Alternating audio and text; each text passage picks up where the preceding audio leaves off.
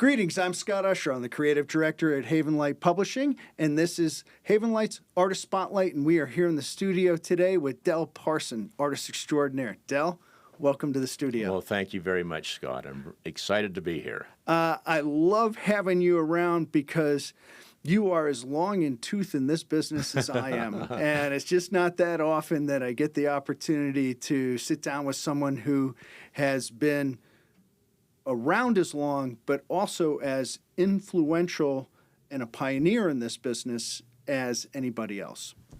Well, thank you very much. Christian arts existed since the beginning of time. Not since the beginning of time, certainly since post-Christ and the church. It's been around for a long time. But forever, the business of Christian art initially was certainly controlled by the church or the wealthy that were trying to get in good favor of the church. You go a couple thousand years, and you have this extraordinary business that exists now that is really in the hands of citizens, of worshipers, of Christians. And you were really instrumental in an important transitional period for that. And you can make an argument whether it was the Catholic Church, whether it was the LDS Church. I'm sure if you get into synagogues and everything else like that, there really wasn't a huge commercial market or people that perceived that there could be a commercial market for Christian imagery, religious imagery. It was pretty much sponsored by the church. And you have perhaps one of the most seminal pieces, Christ in a Red Robe, that was created by you in conjunction with the church for the church usage. But it was kind of around that time that you learned that, or you began to get the ideas that there might be an opportunity to do something that wasn't inherently controlled by the church. Is that correct or incorrect? I think that's correct. Originally, I didn't really think that, when I painted the Red Robe or some other, I think I painted a number of paintings for the church, I didn't really ever think beyond that. Mm-hmm. My feeling was I really wanted to please God, and and for me, pleasing God was through the church. And so you just really wanted to do the very best you could. But it was kind of I hate to tell you this, but it was a natural transition. It wasn't anything that I really planned. I did paintings for the church, and then individuals asked me, and then I just started probably also sometimes when I was working for the church, it was very dictated. They would say this is exactly what they wanted. Mm. And I remember talking to Boyd K. Packer, and he had a little visit with me, and he said the reason that many people can't work for the church, artists, that they're not as useful is because they want to do their own thing. They can't take instruction. They can't take instructions. Yeah. And sometimes you almost felt like sometimes a painting almost got, to me, maybe it was a disadvantage. Mm-hmm. Because you had some idea, and after I did paintings for the church, after a while I thought I'd like to do my own idea a little bit more. Yep. And I think that's where it began. But the reason that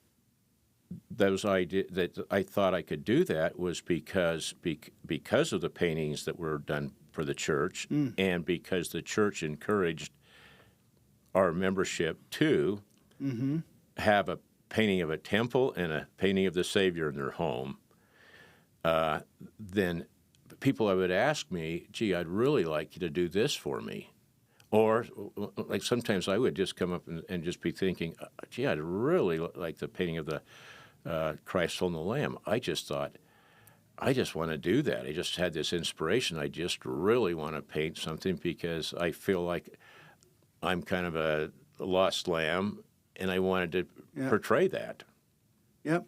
When Liz Lemon Swindle sat there and said, I'm going to paint Joseph Smith wrestling with kids because I know he did this as a human being. And she started a whole series that took a Joseph Smith and made him a far more human character. That was a radical departure from what was going on.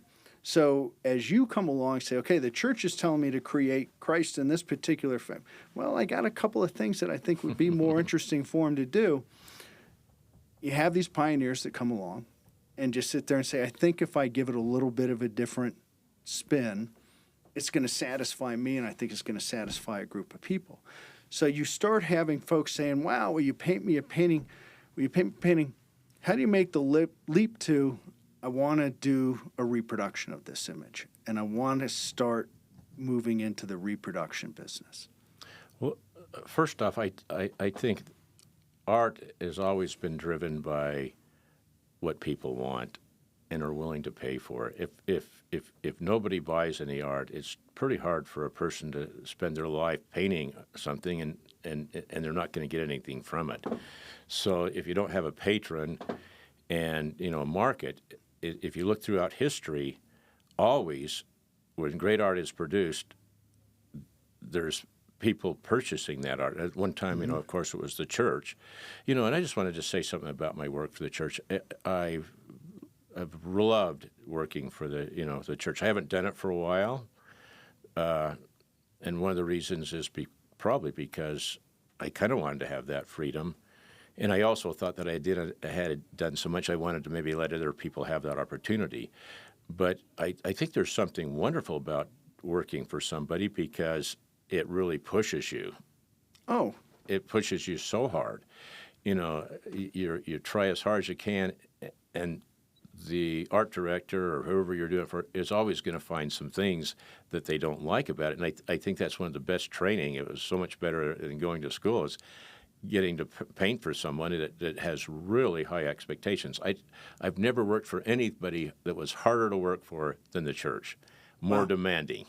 Yeah. This has got to be just like this. So it was a great experience, and it was always. I was never treated, I love the church. Sidebar thought. Why? I'll make a huge argument that Utah is the epicenter of Christian art today. Specifically because of the parallels. If you look at the Renaissance and you had an institution, the Catholic Church at the time, that was funding an explosion of artwork. So you had this big institution was sitting there saying, we want top-flight imagery of Christ that represents the Christ we're trying to put out in front of people. The LDS Church today, the Catholic Church then. You secondly had a huge group of patrons, the Medicis. I can't even tell you half the people because of banking and all these things that had suddenly become. Well, you have tech in Utah. You have a lot of big businesses in Utah that have always been here. You have a group of patrons that are also supporting this type of artwork being created. So you have this massive institution. You have this other group of people that are supporting this artwork. And lastly, you have a popular population that because of all this stuff that's going on is also interested in it. Because you've got to remember, the Renaissance is the beginning of printing. Mm-hmm. We first saw our first reproductions starting to come out there. And what did that do? It not only took books and made them affordable for people on the street, but it took artwork and made artwork available to people on the street. And because of the thing you just mentioned, you have this thing where the church has always said, hey, put a picture of Jesus in your home, put a picture of the temple. You have this incredibly mature art audience who's gone from saying, I'll take the Joseph Stalin version of the image that's supposed to go on my wall, and I want to have a Christ that's my Christ. I want to have a religious experience that's my religious, and I'll pay an extra nickel so that when people come in and see what I have here, or conversely, when I look at it, I'm getting that emotional tie reaction or whatever, because when Del Parsons makes this, or when Mike Malm makes this, or when Dan Wilson makes this, it speaks to me even more. I'm willing to do that to get on. So you the parallels between what was happening in Italy, at the dawn of the Renaissance, and what's happening here in Utah, it makes absolutely perfect sense as to why there is this huge, why there's such a huge market here.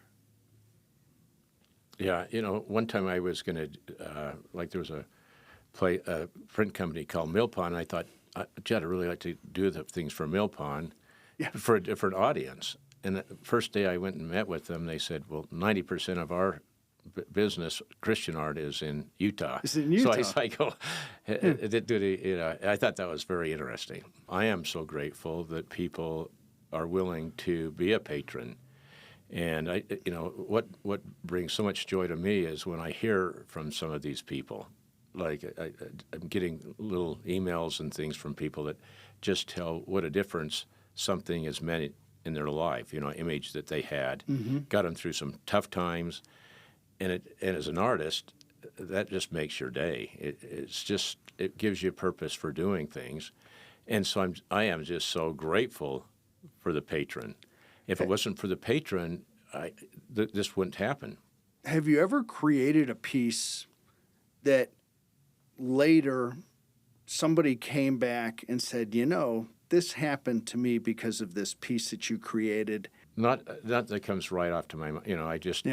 I know that I went through some hard times, with the death of my wife, and I know that for me that was at that time I was probably creating art, kind of searching for meaning and for hope. And so I was searching for it by creating the art, and maybe because I was searching and doing it, it gave hope to other people. Is there, because I can remember when you were known as a Western artist. Right.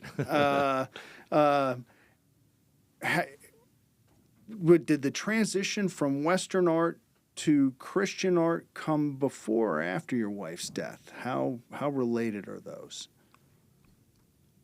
It was. I was still doing Western art for probably a number of years after my wife passed. Maybe maybe 8 years or something. But there came a time where I haven't done a painting of a Western art piece for 37 years. Wow. Yeah. So it came. I just haven't done it, and I didn't. I kind of felt. For me, it's just what I like to paint, and if I had a choice between doing something and doing I just have a drive to do the Savior right now. Sometimes it works, and sometimes it doesn't. When it doesn't work, it is not a great experience, because you give your heart and soul, and even as hard as you try, sometimes it just doesn't quite work out the way you want it to. Well, you do actually. I'll say you do Western paintings.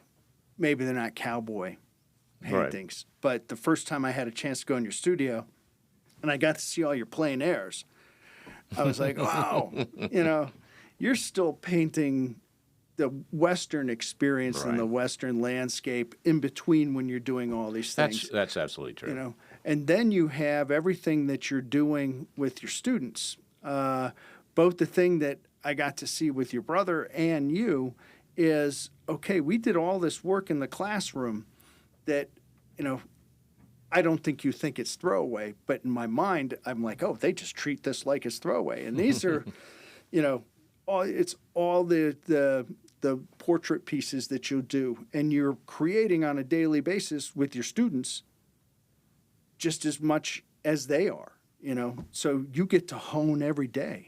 And it's a wonderful experience. I'm getting a little bit long in the tooth, like you mentioned, but I sure enjoy being around the creative process with these wonderful students down at Utah Tech. Yeah. Just great, great people. Again, go back to the idea of the patron. Obviously, when the church is coming in saying, I'd like to paint this, how often do you really get an opportunity to get into a back and forth with somebody saying, wow, I kind of like something? And here's my scenario. What do you think? What would you do? Or are they really coming in and saying, wow, give me a Christ holding a lamb. What is it that you find people asking for?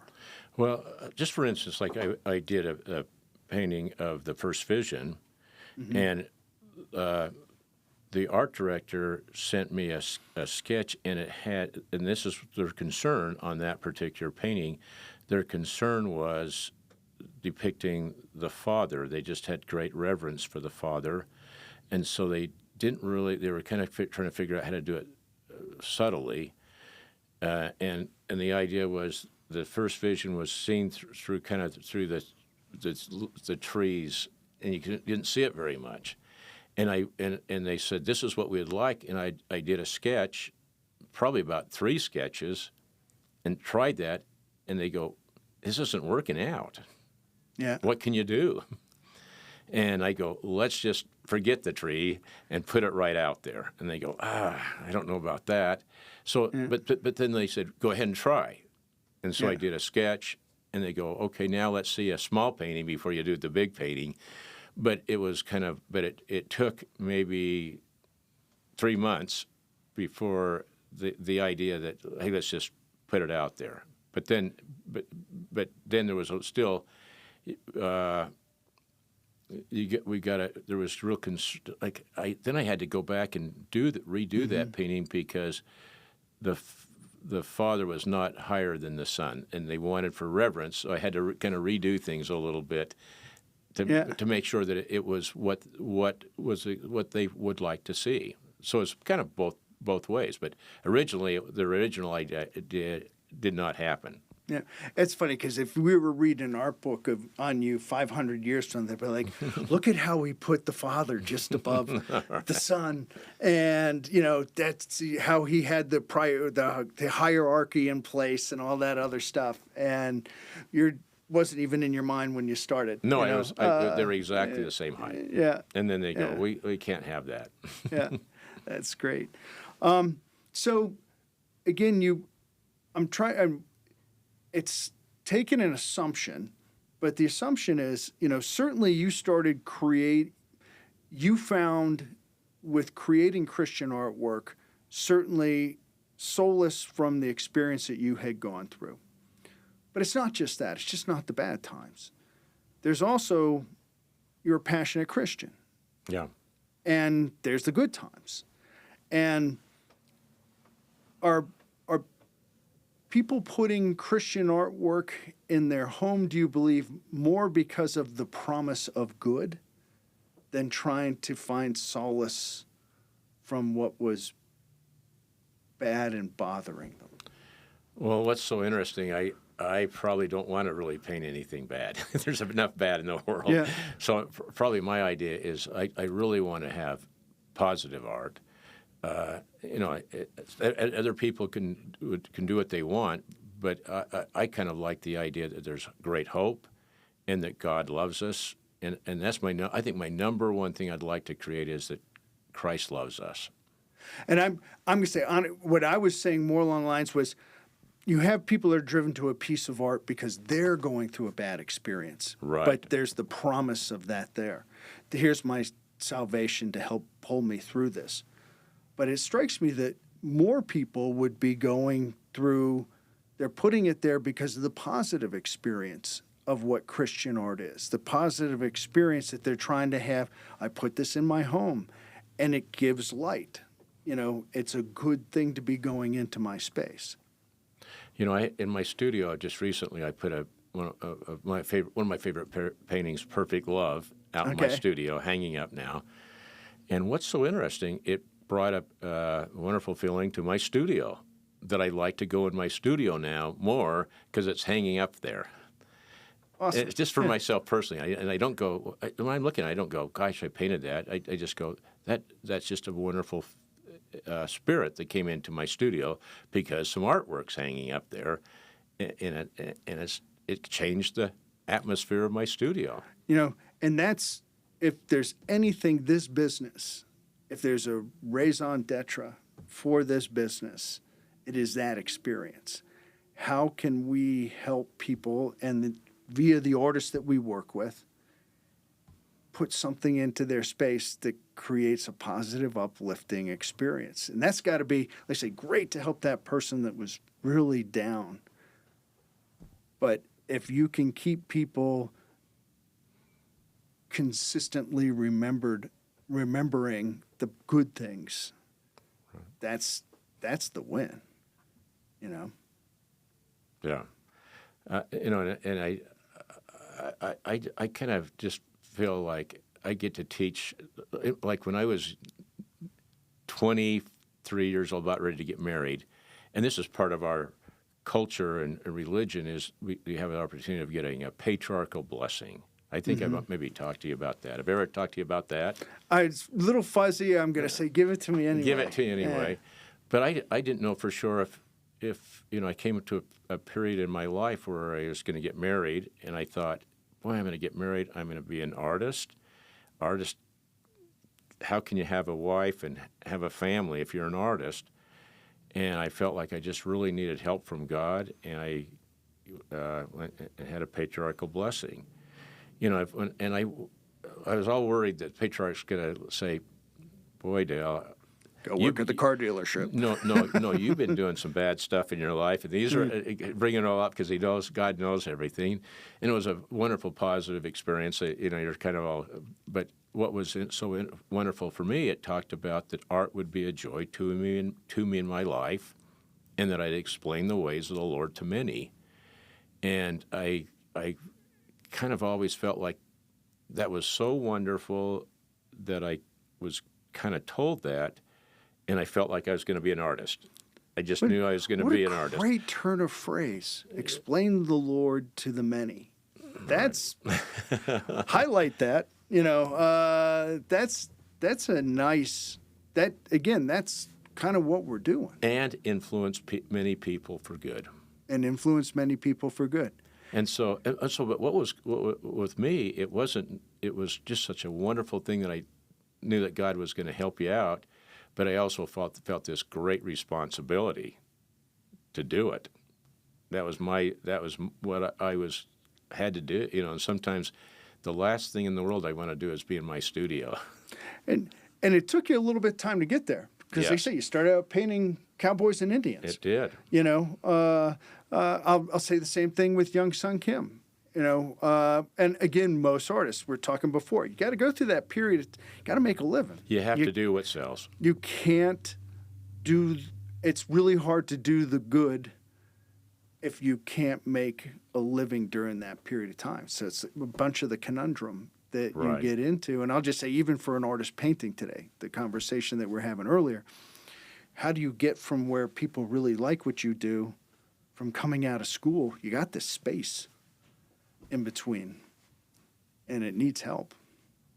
Yeah, and so grateful that some people are willing. The biggest compliment any artist ever has is how much. There's True. nothing. Because so many times people go, "I love that painting. You do such good work." Yeah, and that's kind of okay, but the real compliment is somebody saying, "Gee, I'd really like to have that." I mean, there's not a higher compliment that an artist can have than, "Gee, I'd really like to support you, and I'd like to have that." Yep. That's a real compliment. I knew a guy that collected a bunch of Jim Christensen stuff, and he had little individual lights on them. And his ritual, and it was I think the guy made air conditioners. But these things bought into his air conditioner life, this spiritual level, this other thing. But the last thing he'd do every night would go to each painting and turn his little individual painting light off. Again, what a compliment. I mean, what a compliment. This is how I end my day. Again, the power of what imagery can do inside of a home is first thing I see when I get up in the morning, last thing I see before I go to bed. Right. So we talk a little bit about you being a teacher, and we had a conversation a little earlier about AI and what that impact is going to be. There's actually a conference that's coming up Monday through or Tuesday and Wednesday of this coming week that Elder Gong is actually going to be speaking at. And you take this idea of, okay, spiritual art, and can AI create imagery that is soulful? And that is, I certainly know what the church's position is on that, but I'm interested in just saying, throwing that out there, can AI create something soulful? Well, I would think so. Like what AI does is combines things from. Started with people. It's just stealing from people. It's just stealing from Stealing from souls. See, like sometimes I try. I have AI and I just go, hey, I'd like this image, and just say tell it, and then I say, in Del Parson style, there it is. But and I don't really know. AI is here. It's going to be here. There's no getting around it. And it's kind of like, here's Norman Rockwell. He would do a painting from a photo, and I've seen the photos that he worked from. Mm-hmm. And there's something that he did from that photo into this art. Yeah. And I'm thinking that could be the same with AI, that AI could spur on some imagery that, and my wife, I was talking to another artist, and to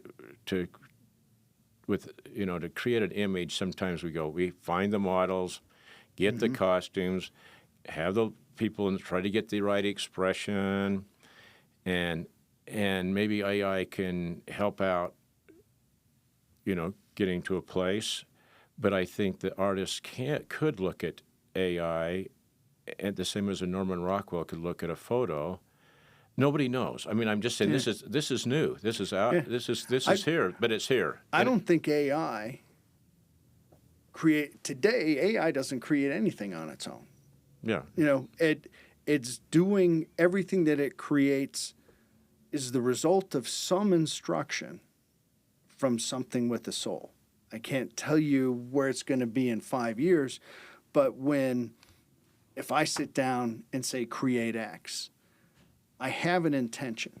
Create me an image of Christ that is doing X, Y, Z. And I have a reason why I'm asking him to do that, because I'm trying to help, solve a problem that someone else has. I'm hoping that the artwork that I create either inspires, moves, or does something to someone else. And if I'm instructing AI to do it, you do have a degree of willfulness and soulfulness. Now, am I capable of doing the Norman Rockwell transition? I don't think so. I don't have that skill set. But there's certainly people that will use that tool. You using that tool, you have the ability to make the Norman Rockwell leap. So again, AI has a place. It's just who's going to use it and how. And is it working devoid? It's doing a lot of things, but it's still working at the behest today of a human being, something with a soul. Right. Well, all the art everything it's taken is all these people that have put something into it. So it's just pieces of a million souls. Souls. But it's true. It does. It really hasn't created anything. Right.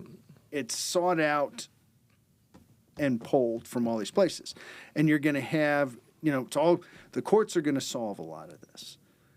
How that system can or can't pull things, what it can do, things like that. Because you go back to, I don't know if you remember Napster, but the music file sharing service that turned the music industry on its ear, and it disappeared because of all the kind of copyright violations and everything that are out there. But it had to go through the courts, had to do all these different things. And now you look at music today and streaming services and all these things. So this turning point that it was became this thing over here. And let's say you have something that this AI represents, but people are still going to want to have that thing that was created by competent individual. All those kids that you have in your classes actually have a future because people are going to want to have something fully created by a human being. And no, I would sure hope so. That that people, but nobody knows where. We don't know the future. AI is going to be like. But I remember when photography first came out, there are artists that go, "You're using photography," That's so. I think it's a little bit the same, and we're going to see where it shakes out. I kind of think when we pass on, we go to the next life, are we going to be using a paintbrush to create art, or maybe we're going to be doing something? We don't know. There's a whole nother conversation. We don't know. Yeah. We don't know. Maybe it's going to be. Yeah. I say we have no clue. Well, how does God create a beautiful earth? How does he do it? It's not a paintbrush. He's got an awesome set of tools. Awesome. He has some. He might have some tools. Yeah. We don't know. And I kind of look at this as part of our eternal thing, that we're here, but we're not going to always be here, and things are going to go forward. Things can go forward in very interesting fashion. In very interesting fashion. Yeah. Yeah. Is there a piece where, as you were creating perfect love, is an inordinately unique piece? Because people have reacted to it for generations. I mean, it's an image that works for more than one generation of people. What space do you have to be in to create it? How does a piece like that come along? Is there anything different about how it felt like Perfect Love came out compared to the painting you did last week? Is there something that you feel moved to be creating something in a way, and as you start this piece, it's special from the beginning? Or is it just another piece that you've done? Like here was Perfect Love. It was at least my sixth attempt with Christ with children. But I haven't done one since because I just was satisfied with that. But you'd go and I think with that particular painting, what I wanted to show more than anything else was that God, Christ, loves us, that he is accessible, that he's real, and I just think that the whole thing was. I was probably trying to when I was doing that painting, try to say this is my feeling of what's the nature of Christ.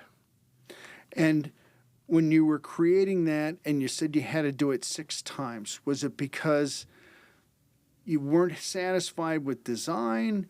It wasn't the facial characteristics weren't emanating this thing that you were seeking? Why did you have to do that 6 times to get to the place that you finally felt it was relating? The other ones it just wasn't right. Something was just off. It was off. It was maybe like design, colors. Yeah. The expression that you had. I just had to try again. Oh, you just rolled me through on your phone how many different smiles on a most recent painting of Christ in a Red Robe that you've done, and I don't know, are there 10 of those that you put on his face until you felt, oh, it's getting to where I want it to be? I was just the painting that we're referring to is a painting that I just recently did. I just had this feeling I really wanted to show. My goal was to say, here's a painting. Looking at it, we know that Christ loves you. Mm-hmm. And I thought, well, how can you do that? And I thought, if I saw Christ, I wouldn't want to see just kind of a fake smile. I'd want to have just an open, Mm-hmm. toothy smile. But then how to have that smile say, I love you. And I'm not a Gleam toothpaste ad. Yeah. It was I would call it almost an impossible dream. I tried. Maybe it's just impossible. Maybe some things are not possible. But and you kind of say, well, how do you say through his face on a painting what you want to say? And it's just so subtle. Just like a little bit of his eye, and I tried and tried and tried, and finally I go, this is the best I can do. But it was maybe close to a year, wiping out the face numerous times. Yeah. Christ in the Garden of Gethsemane with the angel coming to comfort him. How long did that one take? Was that another piece that just you had to keep working it, or is it something that just kind of came together? I probably tried, on that one. I think it came together, but I think the expression didn't have to. It wasn't quite as with just a look of his face to say something. This was more as much like sort of the scene too. So it kind of helped you. So you didn't have to put it right out there. It was a little bit not quite so complicated, but it's still complicated.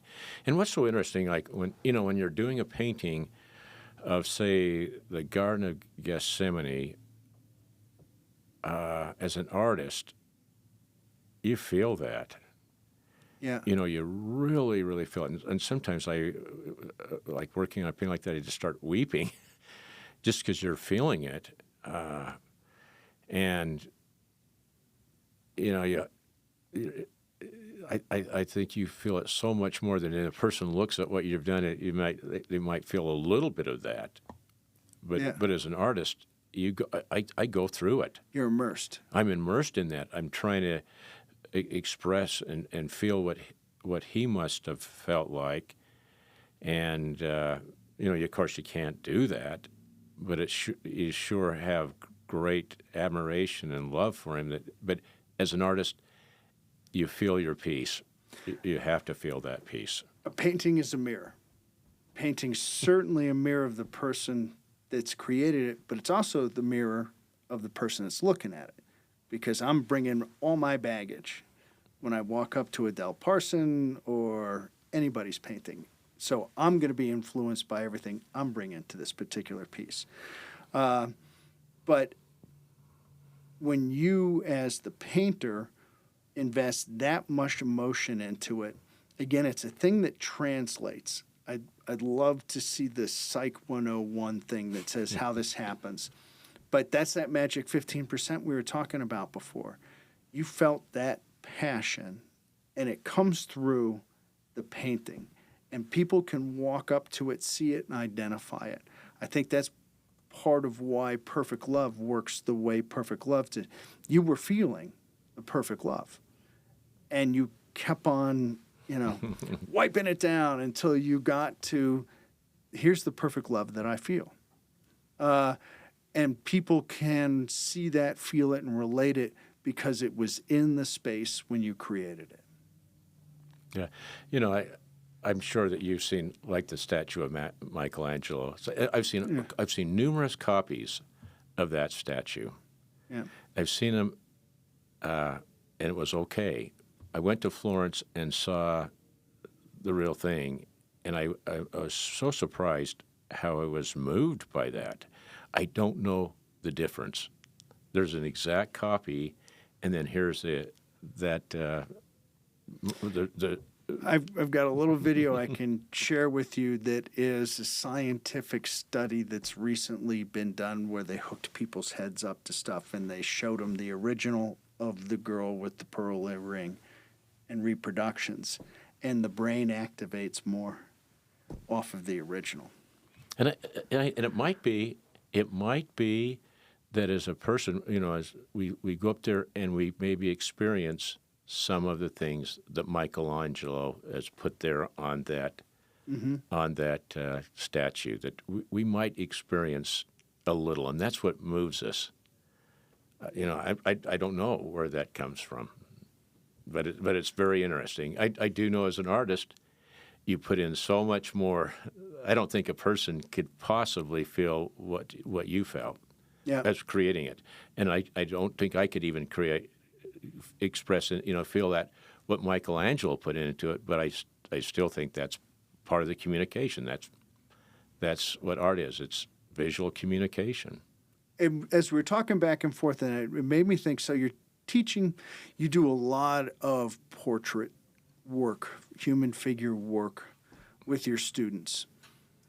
What is the advice that you give them, especially when you're working on the headshots and you're trying to sit there and say, okay, if you're going to communicate something of a person, and obviously it will roll into a Jesus Christ or anybody like that, what are the things that you sit there and say, here's what you have to get across most?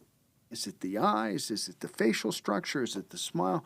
What is the magic to capturing a realistic representation of somebody? Well, for sure, the first thing you've got to do is got to get the space relationships right, the proportions.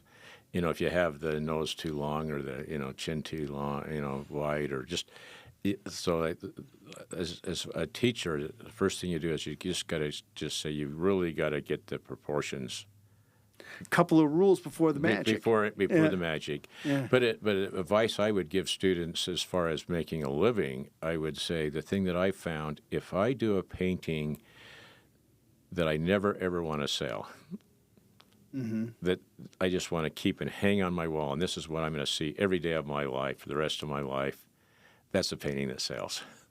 If I do something, I say, gee, I just want to do something to do something for somebody, it doesn't work as nearly as good as if I say, I've got to make sure this is something that I love. And that would be the advice I'd give my students. Cool. I think that's an awesome place to wrap this up. Okay. Del, thank you for coming into the studio today. Well, thank you so much, Scott. It's always a pleasure to be with you. Well, I'm Scott Usher. This has been Havenlight Artist Spotlight, and we look forward to seeing you again next time.